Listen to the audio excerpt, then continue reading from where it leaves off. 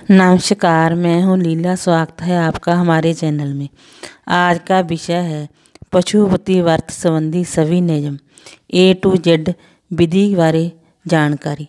इस वीडियो में हम देंगे, वीडियो अंत तक देखें ताकि आपको पूरी जानकारी मिल सके। अब वीडियो शुरू करते हैं। सबसे पहले जिस दिन से आप पशुपति व्रत शुरू करेंगे उस दिन आप सुबह जल्दी उठें, स्नान करें, शुद्ध वस्त्र पहनें और पूजा की थाली तैयार करें। सुबह की थाली में आपने क्या क्या लेकर जाना है इसके बारे में जानते हैं। पंचामृत, सुबह की थाली में आप पंचामृत रखें, जैसे दूध, दही, घी, शक्कर, शहद, और इसके बाद आप जल भी रखें, फल फूल भी रखें। ये सब सामग्री लेकर आप मंदिर जाएं और पूजा अर्चना करें, अभिषेक करें, जल अर्पित करें। जब आप सारी पूजा अर्चना कर लेंगे तब आप वही थाली लेकर घर में आ जाएं। थाली को ऐसे स्थान पर रखें जहां पर किसी के जूठे हाथ ना लगें और फिर आप फल, जल, दूध, चाय ले सकते हैं और परमात्मा का नाम जपें। दूसरी बार यानी कि शाम के समय प्रदोष काल में आपने फिर मंदिर जाना है।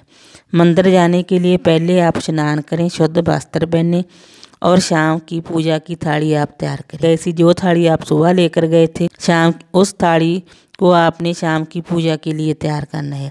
शाम की पूजा में आपने शाम की थाली में आपने क्या रखना है, ज़रा इसके बारे में हम जान लेते हैं।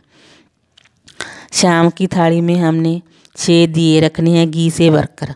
घी, अगर आप घी से नहीं जला सकते तो आप तिल के तेल के दिए भी जला सकते हैं। घी से तेल से भरकर रखें। फिर आप फलाहार की 3 कटोरी रखें। जैसे फलाहार में आपने क्या रखना है, जैसे साबूदाने की खीर, शमा के चावल की खीर, गाजर की खीर, गाजर का हलवा, सिंघाड़े के आटे का हलवा, ये सब आप बनाकर ले जा सकते हैं। उसके बाद अगर आपके जहाँ मंदिर में शाम के समय अभिषेक करने की, जल अर्पित करने की अनुमति है तो आप वो भी रख सकते हैं। अगर आपके जहाँ मंदिर में शाम के समय जल अर्पित करने की अनुमति नहीं है तो कोई बात नहीं, आपने सुबह अभिषेक किया था, जल अर्पित किया था, एक बार भी किया हुआ काफ़ी है, आप बाकी पूजा करें। उसके बाद आप ये सब सामग्री रखकर आप थाली लेकर मंदिर जाएं। मंदिर जाकर पहले आप 5 दीपक जलाएं। उसमें से एक दिया आपने अपनी थाली में ही रख लेना है। फिर प्रसाद के 3 हिस्से करें। 2 हिस्से आपने शिवलिंग को टच करके शिवलिंग के सामने रखने हैं और एक हिस्सा आप अपनी थाली में रखा रहने दें। एक दीपक बिना जलाए आप अपनी थाली में रखें और एक कटोरी आप प्रसाद की, फलाहार की, जो जिसके आपने 3 हिस्से किए हैं, उसमें से एक कटोरी आप अपने थाली में रखें। उसके बाद आप अपनी पूजा अर्चना करें। जब आप पूजा अर्चना कर लें तो आप वही थाली लेकर आप अपने घर आ जाएं।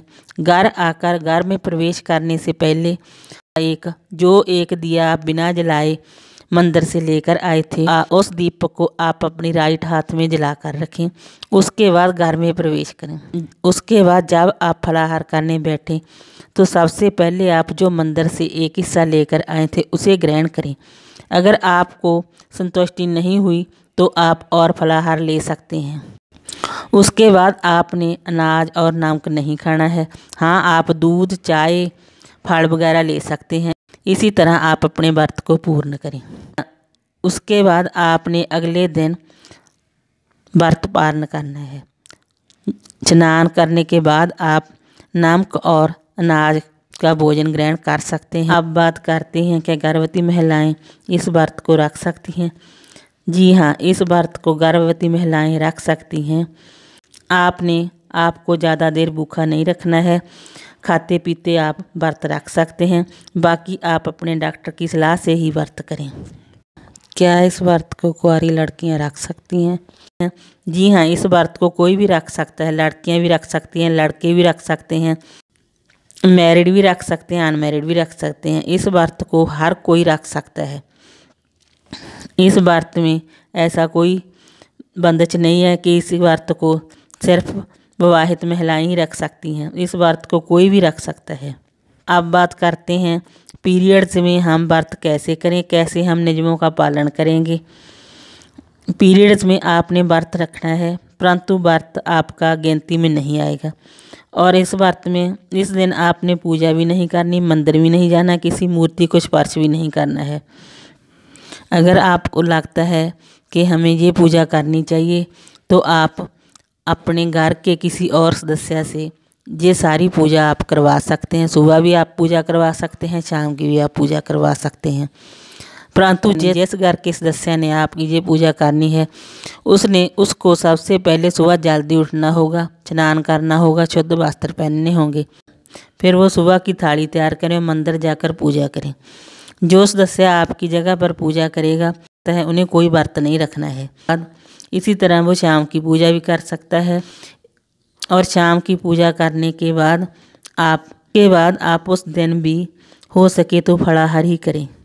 जब हमने बाकी के व्रत फलाहार ही किए हैं, ये व्रत भी आपको फलाहार ही करना चाहिए। अगर आपको लगता है कि हमें भोजन करना चाहिए व्रत, तो आप इस दिन भोजन कर सकते हैं। लहसुन प्याज के बिना आप भोजन कर सकते हैं। अब बात करते हैं अध्यापन के दिन भी आप सुबह जल्दी उठें, स्नान करें, शुद्ध वस्त्र पहनें। जिस तरह आपने पहले 4 सोमवार सुबह की थाली तैयार की थी, उसी तरह आपने अध्यापन के दिन भी सुबह की थाली तैयार करना है और मंदिर जाना है। मंदिर में जाकर पूजा अर्चना करनी है और वही थाली लेकर आपने घर आ जाना है। जिस तरह आपने 4 सोमवार को किया था, उसी तरह आपने शाम की थाली भी उसी तरह तैयार करनी है। उसी तरह आपने स्नान करना है, शुद्ध वस्त्र पहनने हैं और शाम की थाली तैयार करना है। परंतु अध्यापन के दिन आपने क्या क्या लेकर जाना है, इसके बारे में हम जरा बता देते हैं। आपने अध्यापन के दिन 6 दिए लेकर जाने हैं, घी से भरकर लेकर जाने हैं और 1 नारियल लेकर जाना है और सीधे की थाली तैयार करनी है। सीधे की थाली में आपने सूखा अनाज लेकर जाना है, जैसे आटा, चीनी, चावल, घी, नमक, मिर्च, हल्दी और दक्षिणा रखें। दक्षिणा और सीधे का सामान आप अपनी क्षमता के अनुसार ले जा सकते हैं। उसके बाद 108 बेलपत्र भी रखने हैं। उसके बाद आप 3 कटोरी फलाहार की रखें। फलाहार भी आपने वो ही रखना है जो पहले 4 सोमवार में करते आए हैं, उसी तरह ही फलाहार रखना है। थाली लेकर आप मंदिर जाएं। नारियल पर लपेटने के लिए आपने मौली भी वच्छ रखनी है और दिए जलाने के लिए आप माचिस भी वच्छ लेकर जाएं। उसके बाद फिर आप मंदिर जाएं। मंदिर जाने के बाद पहले आप 5 दीपक जलाएं। उसके बाद आप फलाहार के 3 हिस्से करें। 2 हिस्से तो आपने शिवलिंग को टच कराकर शिवलिंग के सामने रखने हैं और 1 हिस्सा आपने अपनी थाली में रखना है। फिर उसके बाद अगर आपके जहाँ मंदिर में जल अर्पित करने की अनुमति है तो आप जल अर्पित करें। अगर आपके जहाँ मंदिर में जल अर्पित करने की अनुमति नहीं है तो कोई बात नहीं, आपने सुबह भी जल अर्पित किया होगा, 1 बार ही किया काफ़ी होता है। दिए भी आपने मंदिर में 5 ही जलाने हैं और 1 दिया भी आपने अपनी थाली में रखना है। उसके बाद नारियल पर मौली लपेटें। नारियल पर मौली आप 5 बार, 7 बार, 1 बार, 2 बार लपेट सकते हैं। मौली आपने अपनी मनोकामना की प्रार्थना करते हुए लपेटनी है। उसके बाद आप नारियल को शिवलिंग के सामने रख दें। नारियल को आपने फोड़ना नहीं है, नारियल जैसा है वैसा ही रखें।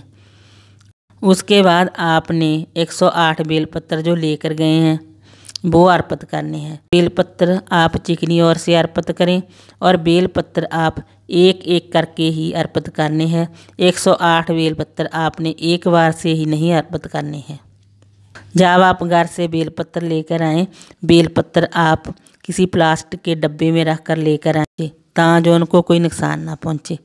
108 बेलपत्र आपने शिवलिंग पर 1-1 करके ओम नमः शिवाय, ओम नमः शिवाय मंत्र का जाप करते हुए ही अर्पित करने हैं। उसके बाद जब आप अपनी सारी पूजा कर लेंगे तो आप भगवान से आप अपनी गलतियों की माफ़ी मांगें और जो सीधा था वो सीधा आप पंडित जी को दे दें, चरण छूकर उनका आशीर्वाद लें।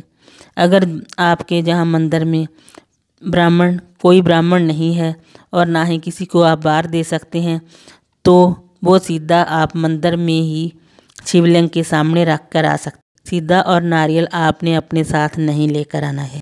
इसके बाद थाली लेकर आपने थाली में एक दिया रखकर और प्रसाद रखकर आपने अपने घर में आ जाना है। घर में प्रवेश करने से पहले आप जो दिया लेकर आए अपनी राइट साइड में जलाकर रखें और फिर घर में प्रवेश करें। उसके बाद जब आप फलाहार ग्रहण करने बैठें तो सबसे पहले जो आप मंदिर से लेकर आए हैं प्रसाद के रूप में उसे ग्रहण करें। फिर अगर आपकी संतुष्टि नहीं हुई तो आप और फलाहार ले सकते हैं। उसके बाद आपने अनाज और नमक नहीं खाना है। इसी तरह आपने व्रत को पूर्ण करना है। हाँ, फल और चाय दूध ले सकते हैं। आपने अगले दिन व्रत का पालन करना है। अगले दिन आप अनाज और नमक का सेवन कर सकते हैं।